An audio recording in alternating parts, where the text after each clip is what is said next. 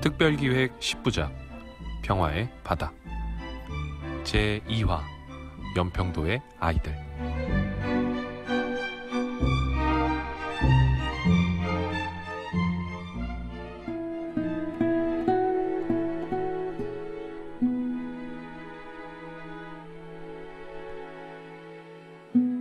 (8년) 전에 있었던 연평도 포격 이후 연평도 아이들은 특별한 시선을 받으면서 살고 있다.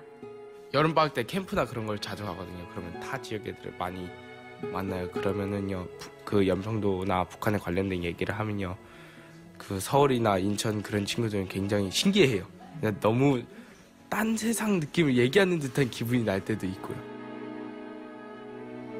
폭격 나기 전에는 여기가 사람들이 관심도 없었고, 약간 연평도라는 섬을 모르는 사람도 많았고 그랬는데, 그리고 여기가 진짜 시골 같은 그런 풍경이었는데 이제 폭격이 나니까 그 다음부터 사람들한테 여기는 되게 굉장히 무서운 곳, 항상 위험한 곳, 약간 뉴스는 그렇게 나가는데 저희는 되게 잘 알고 있거든요. 연평도 아이들은 폭격 사건을 아픔으로만 기억하진 않았다. 저희는 어리잖아요. 그러다 보니까 그러니까 어른들인가 아이들의 생각이 달라요. 맨날 목욕탕 가서 다 같이 수영하고 그냥 어른분들 불편하시다고 하시는데 주무시는 것도 저희는 거의 앉았어요. 그냥 뛰어다니고 놀이방에서 피곤한다고 막 2시간 자다 일어나서 다시 목욕탕 갈래 하고 목욕탕 가서 놀고 되게 좋았어요. 큰 일을 겪은 만큼 꿈을 갖고 또 성장하는 계기가 되기도 했다. 제가 무기과 쪽으로 가서 그 엔지니어. 원래 여기가 예전부터 세실을 많았고 군인도 많이 계셔서 그쪽으로 관심을 갖게 되다가 폭격이 터지니까 그때부터 이제 그쪽으로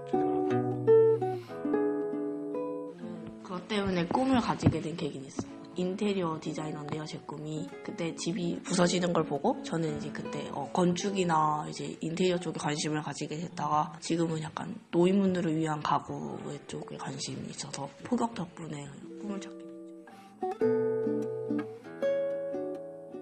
연평도 아이들에게 바라는 건 무엇인지 물었다.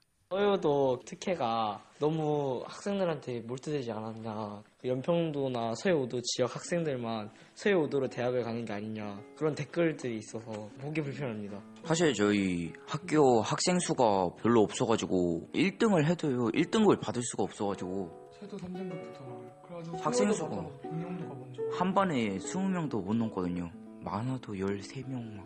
13명부터 1등급이 나와요. 저희 지역상 교육 환경이 굉장히 열악해요.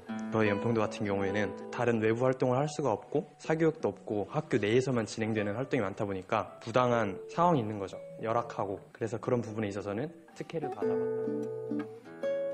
그냥 평화롭게 살았으면 좋겠어요. 포하지 전제하지 말고. 저는요 그냥 애들이나 그런 거 그냥 지워버렸으면 좋겠어요. 그냥 북한 땅 약간 보이긴 해요. 망원경 보면 거기로 빨리 갈 수 있으니까 여기요. 대형 백화점하고 워터파크, PC방이요. 전 도서관이랑 서점이요. 저 제대로 된 축구장 나왔으면 좋겠어요. 저 NLL이 없어졌으면 좋겠어요. NLL이 없으면 좀 더 북한이랑도 친해질 수가 있고 인천에 더 빨리 나갈 수가 있기 때문에.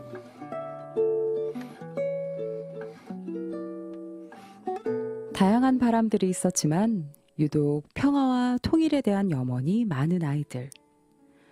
그런 아이들에게 연평도 자랑을 부탁했는데 앞다퉈서 의견들을 쏟아냈다. 일단은 인천보다 차도 많지 않고 섬도 좀 좁으니까요. 공기가 일단 맑아요. 그 다음에 일단 뭐 어디서 사진을 찍어도 일단 멋져요. 그 산이랑 바다 아무데나 찍어도 다 멋진 것 같아요. 저희 아빠 어업을 하시니까요. 가끔씩 살아있는 생선을 가져오시면 엄마 아빠로 손질해서 막 회하시고 그러시거든요. 자연에서 먹을 수 있는 것들이 많은 것 같아요. 가슴 아픈 역사가 있긴 있지만 그래도 볼 건 많이 있어요. 등대공원이나 망양공원 아니면 군함점 조기박물관. 폭격은 있었지만 그래도 아담한 섬 같은 곳. 아담한.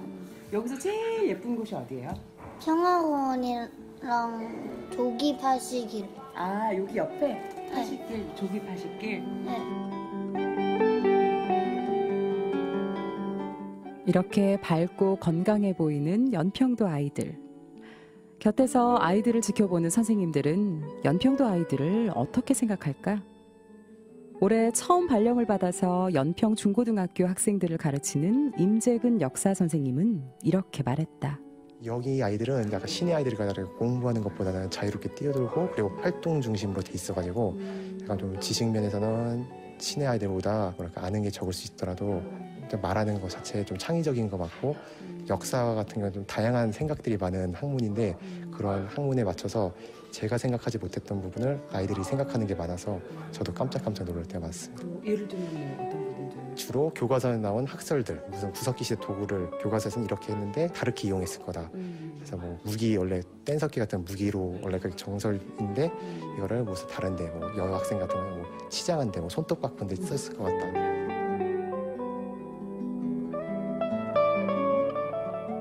그래도 걱정스러운 부분은 없을까?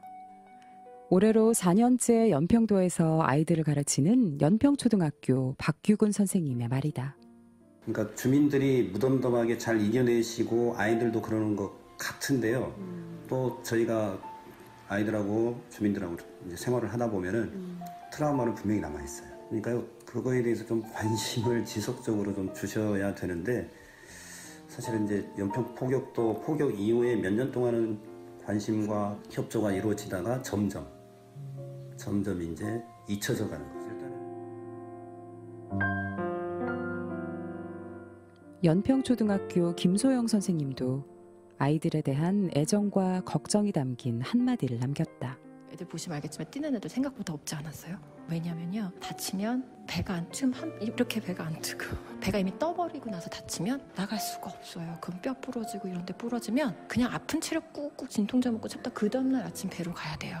그러니까 여기 제일 필요한 거 정형외과 의사. 그다음에 감기가 돈다는 생각이 들면 미리 약들이 들어와 있어야 된다는 거. 상담실 만들자고 제가 해갖고 저만 하는 게 아니라 저 같은 생각을 가지고 있으신 분들이 많으셔서 예산 받아갖고 하고 있는데 생각보다 너무 어려워요. 왜냐하면은 여기를 들어오려고 하시는 분들이 안 계시다.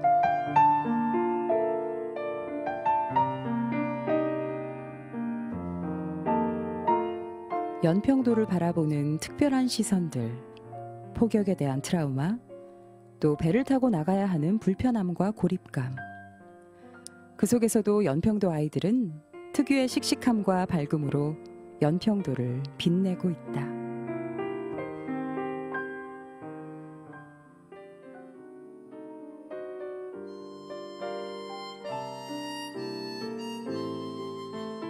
(7년) 전 아이들이 연평도에 대한 노래를 불렀다. 당시 아이들과 노래를 만든 허정문 선생님의 이야기를 들어봤다. 2014년이 굉장히 저희한테 불행했던 그 시기잖아요. 4월에 세월호 사건이 있었고요. 그 세월호 침몰하던 사건이 있던 날이 제가 연평도로 이제 다시 들어가는 날이었어요. 그날 있었던 모습들이 저한테 이제 남의 얘기가 아니었고, 물론 우리나라 사람들은 다 마찬가지겠지만요. 그리고 그때 포사격으로 인해서 저희가 대피하는 일들이 되게 자주 있었습니다. 그래서 밥을 먹다가 이제 지하 벙커로 들어간 적도 있고 대피하는 경우가 굉장히 자주 있었어요. 그래서 인천에서 평화창작 가요제가 있다는 얘기를 듣게 됐고 음악이 아이들에게 치유가 될 수 있으면 좋겠고, 그리고 평화를 이야기하는 자리에는 연평도 친구들이 그 자리에 가서 자리를 빛내야 되지 않을까라는 생각을 해서 음악을 만들게 됐습니다.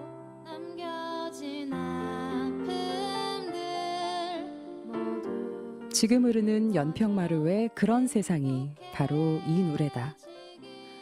연평도의 아이들이 바라는 평화로운 그런 세상이 오기를 우리는 모두 기다린다.